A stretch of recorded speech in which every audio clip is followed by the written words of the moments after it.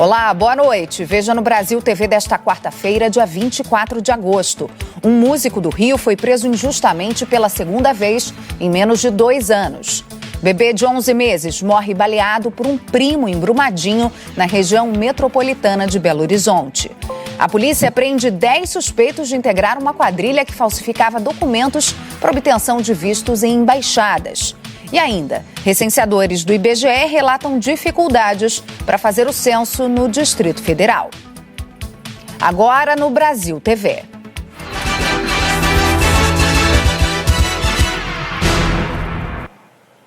A gente começa o Brasil TV com uma notícia revoltante. Um músico de Niterói, no estado do Rio, que ficou preso injustamente por 5 dias há 2 anos, foi parar mais uma vez na delegacia essa semana. Em 2020, a prisão aconteceu por causa de um crime que ele não cometeu. O rapaz provou sua inocência na justiça, mas o mandado de prisão do processo, esse em que ele já foi absolvido, continuava no sistema.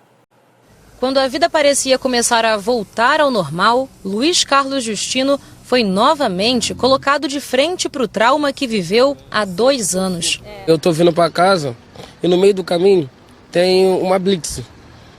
Aí o que acontece? Eles pedem para a gente sair do carro, botar a mão no capô, aí ficaram olhando para o telefone e falando que aquele processo que eu estava sofrendo em 2017 e que eu no dia 2 de novembro de 2020, que eu fui preso, se repetiu, estava ainda no sistema. Não deram baixa no processo. O músico até tentou avisar aos agentes do segurança presente que era o Justino, aquele que virou notícia em 2020 depois de ser preso por um crime que não cometeu. Mas foi trazido para a delegacia de Jurujuba mesmo assim. Eu tava falando, não, eu sou o músico Luiz Justino, já aconteceu isso comigo, vai acontecer isso comigo de novo. O mandado de prisão que fez Justino ser novamente detido estava no sistema do Banco Nacional de Monitoramento de Prisões, que é do Conselho Nacional de Justiça. O documento foi expedido em 2017. Depois que os policiais viram que o mandado de prisão não constava no sistema da Polícia Civil, liberaram o rapaz. Isso aconteceu na última segunda-feira. Na terça, o advogado de Justino pediu à 2ª Vara Criminal de Niterói que o mandado de prisão fosse retirado do sistema do CNJ e o pedido foi aceito. O documento já não consta mais no site. A gente quer crer que com a retirada do nome dele desse banco de dados, desse banco de cadastros, esse tipo de abordagem não acontecerá mais. É muito danoso para a vida do Justino, que é um músico, enfim, um cara completamente integrado à comunidade onde vive, completamente dedicado às atividades da Orquestra da Grota, ficar sendo sucessivamente submetido a esse tipo de abordagem policial, por vezes ostensiva, agressiva, violenta. Em 2020, Luiz Carlos Justino foi preso acusado de ter participado de um assalto à mão armada. Ele foi levado à prisão depois de um reconhecimento por foto. O músico ficou na cadeia por 5 dias. Foi solto depois que parentes e amigos se mobilizaram para provar que ele era inocente. Em junho de 2021, foi absolvido pela Justiça. Justino tem 26 anos e toca violoncelo na Orquestra da Grota desde os 6. No domingo, o músico se apresentou com o grupo em celebração aos 27 anos da Orquestra da Grota, no Museu de Arte Contemporânea de Niterói. Era pra gente estar feliz por tudo que estava acontecendo, mas não, aí vem mais uma coisa, logo agora que eu estava me recuperando de tudo, estava feliz, voltando para casa, voltando a trabalhar direito. Agora eu não sei mais o que fazer, se eu fico dentro de casa, se eu vou trabalhar, porque todo momento eu posso ser parado. Depois de ser obrigado a relembrar o pior momento da vida dele, Justino só quer viver sem precisar dar explicações sobre o que não fez. Eu estou indignado, revoltado e com medo, porque a gente já é de comunidade, a gente já sabe como é que é, a gente de cor, de comunidade, já sabe como é que é, a nossa vida já é difícil. Aí eu estudei a vida toda para não passar pela essa situação, agora eu passo pela 2ª vez. Até quando eu vou ter que provar que não sou bandido? Até quando eu vou ter que provar que não sou um vilão da história? Nem herói, eu só quero viver a minha vida igual todo mundo. Ter o meu direito de ir e vir. O programa Segurança Presente da PM do Rio disse que, como o mandado de prisão ainda constava em aberto, ele foi levado para a delegacia. A Polícia Civil disse que depois da consulta e constatação que o mandado não existia mais, o Justino foi liberado. Mas por que esse mandado ainda estava lá, no banco do Conselho Nacional de Justiça, mais de 1 ano depois da absolvição? Nós perguntamos isso ao CNJ e à 2ª Vara Criminal de Niterói. O CNJ disse que a responsabilidade de inserir e retirar mandados no sistema é dos magistrados. O Tribunal de Justiça disse que está fazendo um levantamento do histórico de lançamentos no banco do CNJ sobre o processo para verificar as ordens judiciais. Diz que o nome não consta mais no banco, mas não respondeu porque o mandado ainda estava lá até ontem. Na região metropolitana de Belo Horizonte, um crime chocou os moradores de Brumadinho. Um bebê de 11 meses morreu depois de ser baleado pelo primo. Outras 4 pessoas da família ficaram feridas. Parentes das vítimas movimentaram a UPA de Brumadinho. A notícia da morte do menino Enzo Gabriel, de 11 meses, assustou a avó e os tios da criança. A mãe dele já estava com o trem tudo pago para poder fazer a festinha dele de um aninho, né? E aí acontece isso. Ele estava bem lá, ele foi o último sorriso que ele me deu. Ele chamou de vó. Foi o único. É muito difícil, a dor é muito. Eu quero justiça mesmo. Tirar uma vida de uma criança de 11 meses é muito doloroso, gente, para uma mãe, para uma avó, para a família. Assim que chegou do trabalho, Marcos soube do crime. Ele foi um dos primeiros a chegar na unidade de saúde. Inconformado, contou que a relação entre o suspeito e os parentes sempre foi difícil. Eu não gosto nem dele, ele vai gostar dos outros. Para ele, tudo é motivo de briga, é motivo de confusão. Machucou, igual já machucou meu pai, machucou o pai dele. Ele foi preso num dia, no outro já estava na rua. Então não dá para entender o motivo de tanta impunidade, né? Fim da picada, né? Uma criancinha de 11 meses é complicado demais. Testemunhas contaram que Eduardo Jorge Pinto, de 28 anos, veio de moto em direção à casa das vítimas. Ele jogou o veículo contra 4 pessoas que estavam no portão desta casa, que fica no bairro Tejuco, em Brumadinho. Em seguida, sacou a arma e atirou. Depois de cometer o crime, o suspeito ainda tentou fugir a pé por esta rua. Uma testemunha que estava dentro deste carro tentou impedir a fuga de Eduardo e jogou o veículo contra o suspeito. O homem ainda conseguiu escapar e fez disparos contra o motorista. A vítima foi atingida no braço. Após o fato, ele correu e se escondeu. Foram chegando informações para a gente e a gente conseguiu localizar e fazer a prisão. O autor, ele já tem diversas passagens pela polícia, inclusive já foi preso esse ano pela polícia militar e tem muitas passagens por ameaça. Então, já é um ambiente conturbado. Eles prendem ele, a mãe vai lá e tira, né? Porque eu acho que ela não deveria tirar. O máximo que é uma dor grande para a mãe, mas ela sabia que ele ia fazer sujeira, ela sabia. Com Eduardo, a polícia encontrou a arma do crime, um revólver calibre 38. Segundo a PM, o objeto foi comprado por R$8 mil no centro de Belo Horizonte. A arma foi apreendida. Eduardo Jorge Pinto, que atirou na família, aparece em 21 ocorrências registradas na polícia nos últimos 7 anos. Entre os 4 feridos, um deles, um menino de 14 anos, já recebeu alta. Os outros 3 continuam internados, entre eles 2 adolescentes que estão em estado grave. A polícia prendeu 10 pessoas acusadas de participar de um grupo criminoso que falsificava documentos para viajantes conseguirem os vistos em embaixadas no Distrito Federal. Stephanie Loredo tem os detalhes dessa operação. A operação foi realizada pela Coordenação de Repressão aos Crimes contra o Consumidor da Polícia Civil aqui do DF. 10 pessoas foram presas por participar de um grupo que facilitava a entrada de brasileiros em outros países. Segundo a Polícia Civil, eles falsificavam documentos que eram usados pelos brasileiros interessados nas entrevistas de vistos em embaixadas e consulados aqui do DF. De acordo com as investigações, eles organizavam tudo, inclusive o transporte dessas pessoas que vinham de diversos estados, como Minas Gerais, Rio de Janeiro e Santa Catarina. Quando chegavam aqui no DF, realizavam uma série de treinamentos para saber o que responder durante essas entrevistas e recebiam os documentos falsos. Mas as embaixadas, há um mês, começaram a desconfiar desses documentos. Por isso, acionaram a polícia. Agora, todos os envolvidos vão responder por associação criminosa, falsificação de documento público e uso de documento falso. E podem pegar até 10 anos de prisão. De Brasília, Stephanie Loredo para o Brasil TV.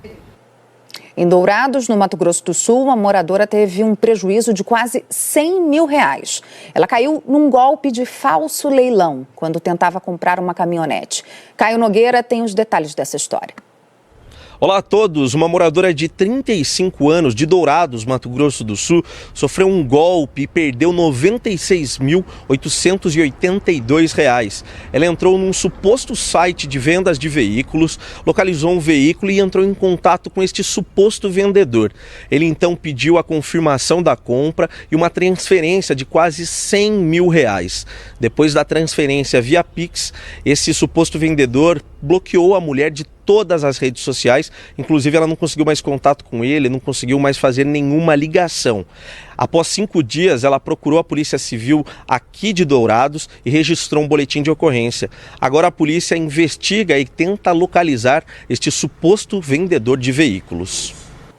A Polícia Federal desarticulou uma quadrilha que mandava cocaína para a Europa dentro de pedras de mármore e de granito. O Roger Santana conta pra gente. Olá, a Polícia Federal cumpriu 5 mandados de busca e apreensão em imóveis de luxo em 3 estados. No Espírito Santo, em Santa Catarina e em Goiás. Em Goiânia, nesta casa, a polícia prendeu um italiano que é o principal alvo da operação. De acordo com a investigação, ele faz parte da máfia que controla o tráfico de cocaína para a Europa. A outra prisão foi em Santa Catarina. No Espírito Santo, a polícia foi em 3 endereços ligados a um empresário do setor de rochas. A Polícia Federal afirma que os envolvidos colocavam a cocaína no interior das rochas, que eram levadas para a Europa pelo Porto de Vitória. O Espírito Santo é o maior exportador de mármore e granito do Brasil. Há 2 anos, mais de 300 quilos de cocaína foram apreendidos na Itália em rochas desse tipo. A Polícia Federal continuou a investigação e hoje cumpriu mandados de prisão, busca e apreensão. Os envolvidos podem pegar até 30 anos de cadeia pelos crimes de tráfico internacional de drogas, organização criminosa e lavagem de dinheiro. De Vitória, Roger Santana para o Brasil TV. Nós não conseguimos falar com a defesa de Josef Brusessi. Foi enterrado no fim da manhã o corpo de Janaína Araújo, a mulher que morreu na semana passada na fila do Centro de Referência de Assistência Social, o CRAS, no Distrito Federal, enquanto tentava atendimento. Você lembra, né? Nós falamos sobre esse caso aqui no Brasil TV. Foram 7 dias de espera para liberar o corpo. Iomar Torres era a companheira e a única familiar de Janaína aqui em Brasília. Ela contou que precisou procurar a Defensoria Pública para comprovar que as duas viviam juntas e conseguir retirar o corpo no Instituto Médico Legal.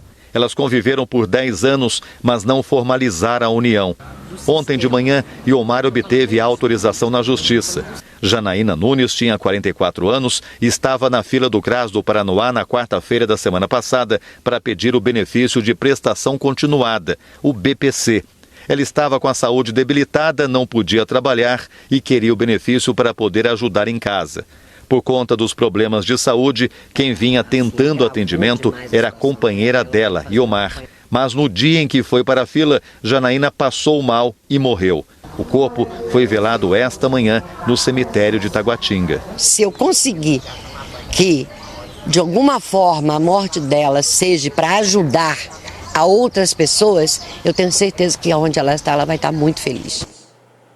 Um novo boletim da Fiocruz, divulgado hoje, mostra queda nos casos de síndrome respiratória aguda grave nas últimas 6 semanas. A curva indica um patamar parecido ao de abril deste ano, o mais baixo desde o início da epidemia de Covid no Brasil. Mas os resultados laboratoriais para vírus respiratórios continuam mostrando o amplo predomínio do vírus SARS-CoV-2, especialmente na população adulta. 74% dos casos da síndrome são casos de Covid. O estudo destaca ainda a proteção oferecida pelas vacinas. Na população a partir de 60 anos, o risco de desenvolver a Covid em não vacinados é pelo menos 2 vezes maior do que o risco de quem tem ao menos uma dose de reforço. Em Rondônia, um incêndio de grandes proporções atingiu parte de um bairro do município de Cacoal e uma área de preservação permanente. Hoje foi possível ter uma ideia do tamanho desse estrago. Matheus Afonso. Olá, boa noite. O incêndio começou em um bairro próximo a uma área de preservação permanente de Cacoal, cerca de 500 quilômetros da capital do estado de Rondônia, Porto Velho. Moradores gravaram o incêndio que tomou conta da vegetação próxima ao bairro. O incêndio começou ao lado de algumas residências e não demorou muito para chegar até a área de preservação. Nenhuma casa foi atingida pelas chamas, mas os moradores se assustaram bastante. Segundo o Corpo de Bombeiros, a primeira ligação foi durante a tarde de ontem. O morador disse que um fio havia caído na vegetação e que as faíscas iniciaram o incêndio. Um caminhão de combate ao fogo florestal foi até o bairro, mas quando chegaram, as chamas já haviam se espalhado. Foram mais de 8.000 litros de água e 5 horas de combate para controlar as chamas. Mas mesmo com o trabalho do Corpo de Bombeiros, o incêndio avançou pela área de preservação. Pela manhã, alguns troncos ainda ardiam. Alguns animais, como esse tatu, ainda tentavam encontrar um lugar para ficar. A destruição foi grande. Um ponto mais alto é possível ver um morro no horizonte, a mais de 2 quilômetros do ponto inicial. O verde da vegetação foi substituído pelas cinzas e pelo amarelo de poucas árvores que sobreviveram. De Cacoal, em Rondônia, Matheus Afonso, para o Brasil TV. E a seguir, o deputado estadual Rodrigo Amorim, do PTB do Rio, se torna o primeiro réu pelo crime de violência política de gênero.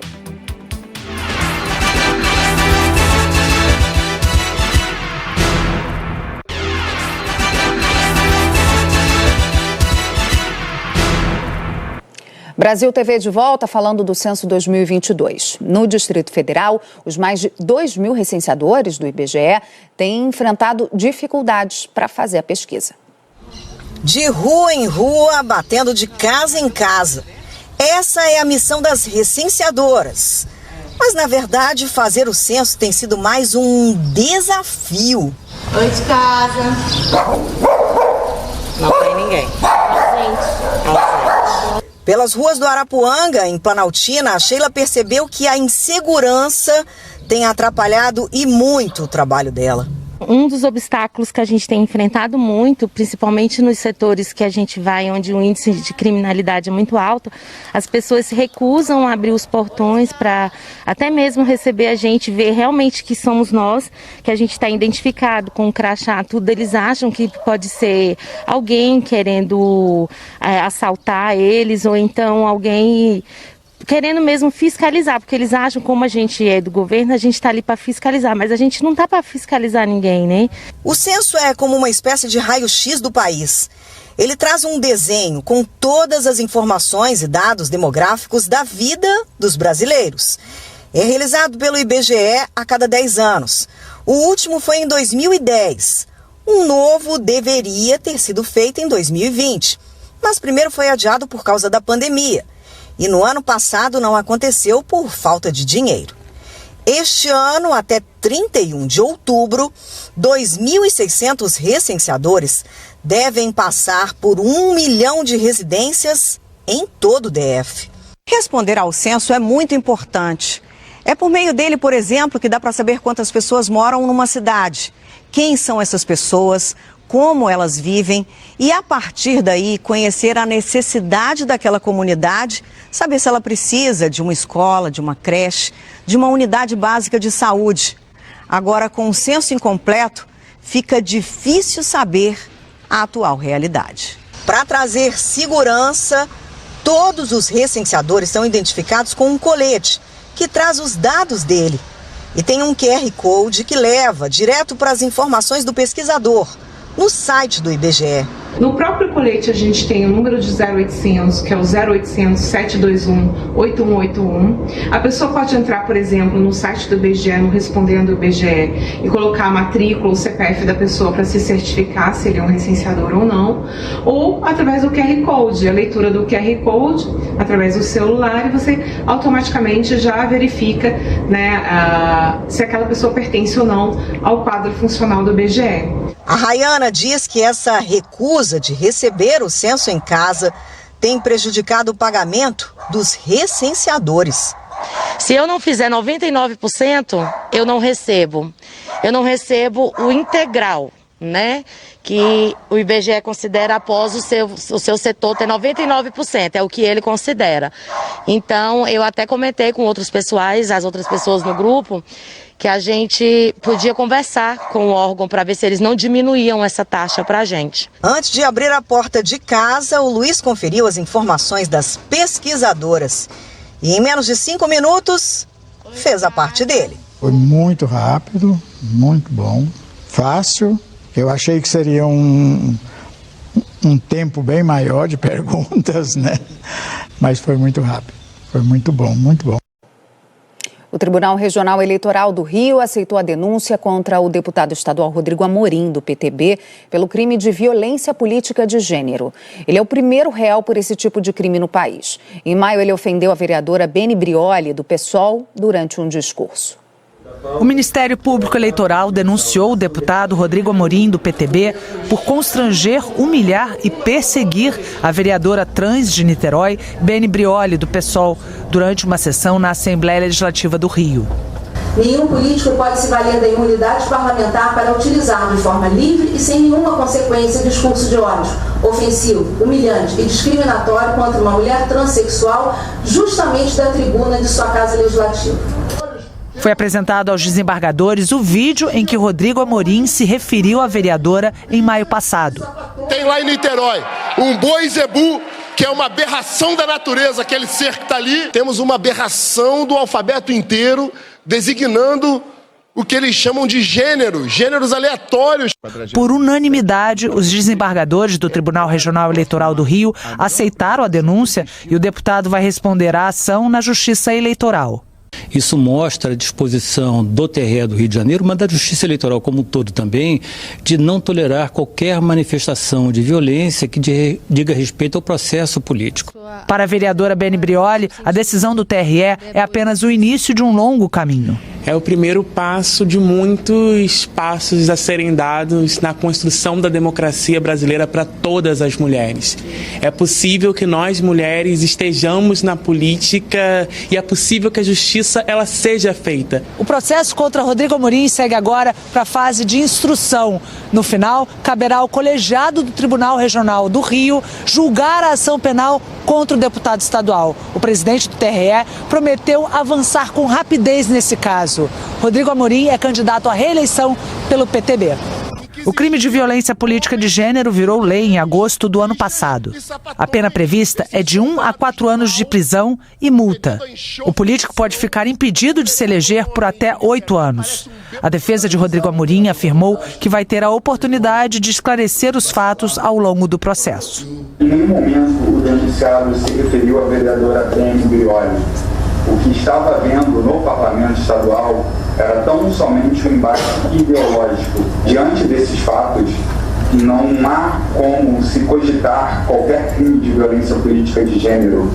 Nas eleições de 2018, o deputado Rodrigo Amorim e o deputado federal Daniel Silveira, os dois então do PSL, quebraram uma placa em homenagem à vereadora Marielle Franco, 7 meses depois do assassinato dela. Ontem, antes da decisão do TRE do Rio, a vereadora Beni Brioli denunciou nas redes sociais estar sendo ameaçada. Nesse momento, acabo de ter que sair às pressas de casa por um carro está perseguindo em frente à minha casa, me filmando a minha casa. Jamais vou desistir, jamais vou me calar, vou pra cima com tudo e cobrando do Estado e das organizações competentes que a minha vida esteja assegurada. Eu não serei interrompida. Beni Brioli já foi ameaçada de morte e pediu proteção ao governo do estado e à União. Em março, a Justiça determinou a implementação de medidas de segurança. Mas até hoje, a vereadora continua sem escolta. Em nota divulgada hoje, o deputado Rodrigo Amorim afirmou que lamenta que o Ministério Público pratique ativismo judicial há tão poucos dias das eleições. A nota afirma ainda que o vídeo utilizado na denúncia oferecida está editado sem o contexto da discussão ocorrida em plenário. Sobre a falta de proteção para a vereadora Beni Brioli, determinada pela Justiça, nós questionamos o governo do Rio e a União, mas até agora não tivemos resposta. Brasil TV fica por aqui. Outras notícias logo mais no Jornal Nacional, hoje um pouco mais cedo, às 8 da noite, hora de Brasília. Excelente noite para você. Até amanhã.